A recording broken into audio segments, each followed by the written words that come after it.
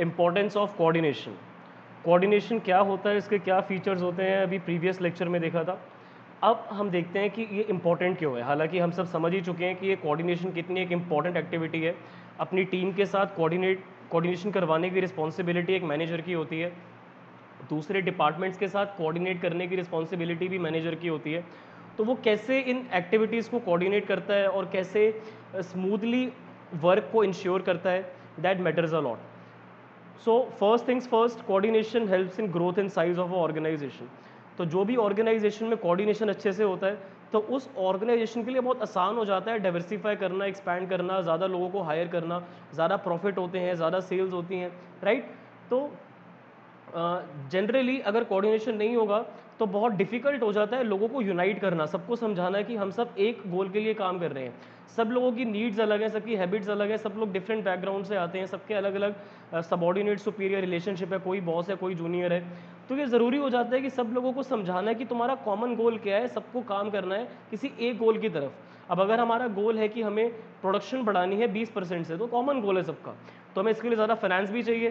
Production बढ़ेगी तो फिर हमें सेल्स भी बढ़ानी पड़ेंगी, हमें प्रमोशन भी करना पड़ेगा। तो कॉमन गोल है प्रोडक्शन बढ़ाना, फिर उसके आगे के जो गोल्स हैं वो सेकेंडरी है। तो प्रोडक्शन बढ़ जाएगी तो बाकी गोल्स भी अपने आप अचीव हो जाएंगे। बट जो एम्प्लॉयज़ हैं उनके अपने गोल्स होते हैं, किसी को प्रमोशन चाहिए, किसी को ट्रांसफ़र चाहिए, किसी को कंपनी लीव करनी है, किसी को बस एक्सपीरियंस के लिए किसी ने ज्वाइन करा है, किसी को मेनली अपनी खुद की कंपनी स्टार्ट करनी है। सबके गोल्स अपने अपने होते हैं। बट हमें, अब सब लोग जब काम करते हैं तो वो एक होके काम करते हैं। जब वो लोग ऑर्गेनाइजेशन में आ जाते हैं तो वो लोग खुद के लिए काम नहीं कर रहे, वो लोग ऑर्गेनाइजेशन के एम्प्लॉयज़ हैं, उनके लिए वो जॉब कर रहे हैं। तो इसीलिए जो ऑर्गेनाइजेशन की एफिशिएंसी है वो तभी बन पाएगी जब सबके जो गोल्स हैं और कंपनी के गोल्स हैं वो हार्मोनाइज हो, मतलब बैलेंस होके चलें। और ज़्यादा priority should be given to organizational goals, क्योंकि जब कंपनी के गोल्स अचीव होंगे, जब प्रॉफिट होगा, तभी तो एम्प्लॉयज़ को बोनस मिलेगा। तो ऑर्गेनाइजेशन के गोल्स को प्रायोरिटी दो और खुद के गोल्स को थोड़ा सा कम इंपॉर्टेंस दो, क्योंकि अगर कंपनी में जो आपको टास्क मिलेगा अगर आप वो टास्क कर लेते हो तो फिर आपको टाइमली बोनस भी मिल जाएगा और आपका खुद का गोल भी तभी अचीव होगा जब आप कंपनी के लिए अच्छे से मेहनत करोगे, तभी तो कंपनी वाले आपको भी बोनस देंगी। Then functional differentiation. अब देखो सारे फंक्शंस डिफरेंट होते हैं ऑर्गेनाइजेशन में, सेल्स का, फाइनेंस का, एचआर का, है ना, लिखा हुआ देखो, फाइनेंस, प्रोडक्शन, मार्केटिंग, एचआर।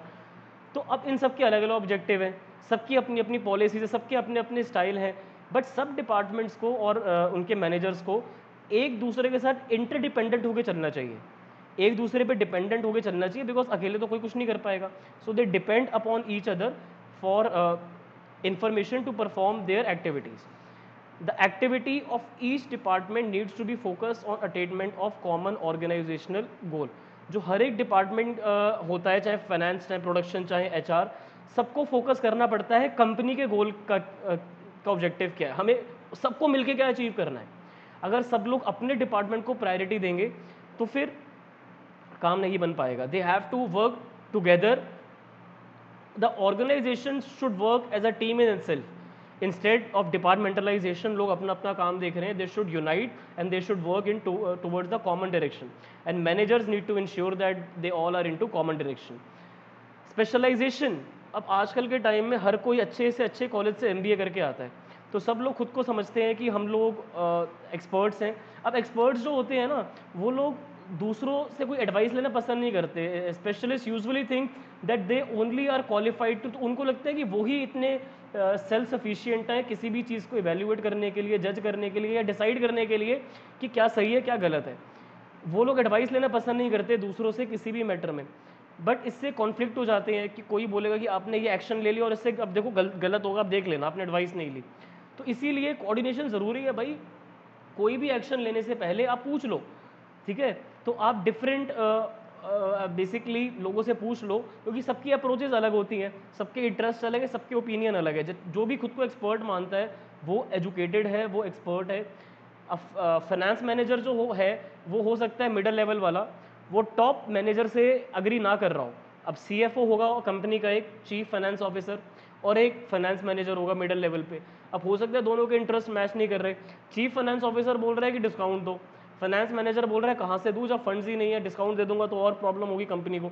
तो ये दोनों स्पेशलिस्ट हैं अपनी जगह पे, दोनों की स्ट्रैटेजी ऑलमोस्ट डिफरेंट, मतलब डिफरेंट है, बट दोनों का ऑब्जेक्टिव सेल्स को बढ़ाना ही है।